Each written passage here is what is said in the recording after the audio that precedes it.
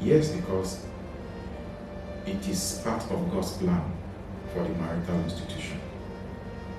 As we said earlier, for this reason, a man must leave his father and his mother and be united with his wife. They become one. They are no longer two, but one flesh. That is God's plan for marriage. God does, in that becoming one flesh, God is not drawing any line of separation. You must be one in all things. The second reason why you should disclose what you earn to your spouse is, once you get married, in line with God's plan for marriage, such words like I, me, mine, my own, no longer exist in decision making. In choices you make, what comes into play is we, us, ours. You must know that every step you make have a direct impact on your wife. You must know that every step, every decision, every choice you make has a direct impact and effect on your husband.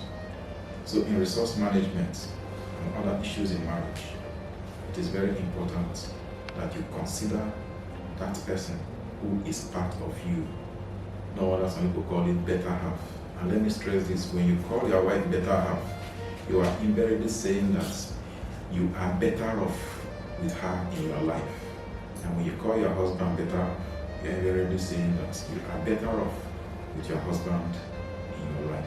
And you must make sure that you sustain this with every decision and action you take in your marriage. Yeah.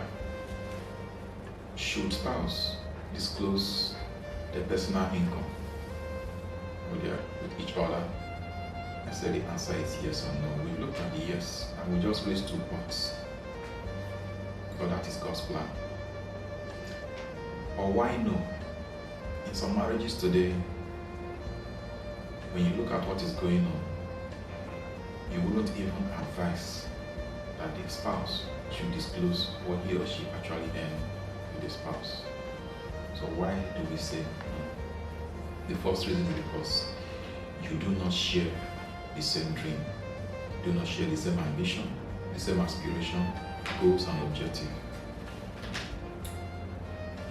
Some women, all they know is material things. Gold, Dubai gold, Italian gold, Brazilian gold. Some are looking for iPhone 13 and iPhone 14, not that they don't have. Some men, their passion are things that does not improve their marital life. So while one is productive, the other one is a consumer.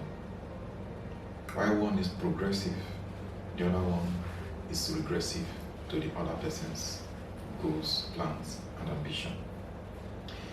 The second reason why your spouse shouldn't disclose what you earn is because of your infidelity. You cheat on your wife. In your house, you are a dictator. You are a bully. You are worse than Idi Amin. But when you go to meet your side chick, the woman outside, you have the virtues of humility. You kneel down before a small girl of 21 years. And in your house, you are a tyrant. That is why your wife should not disclose what she earns to you. Because disclosing what she earns to you or with you means sharing. And who wants to share with a cheat? It's vice versa also. These days, women, if I'm not mistaken, even cheat more than men. Like they say, whatever a man can do, a woman can do. We leave God to decide the ratio. Cheating is a disgrace to you as a person, a disgrace to your marital vow, a disgrace to the church, and a disgrace to humanity, because you are against God's plan of marriage.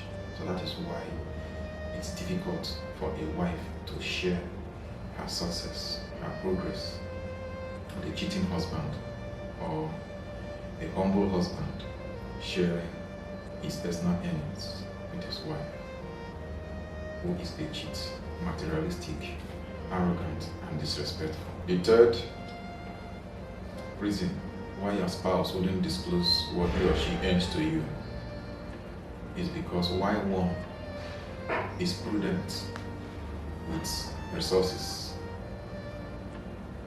planning well, and making sure that such plans are well executed to the barest minimum costs, or what we call cost effectiveness.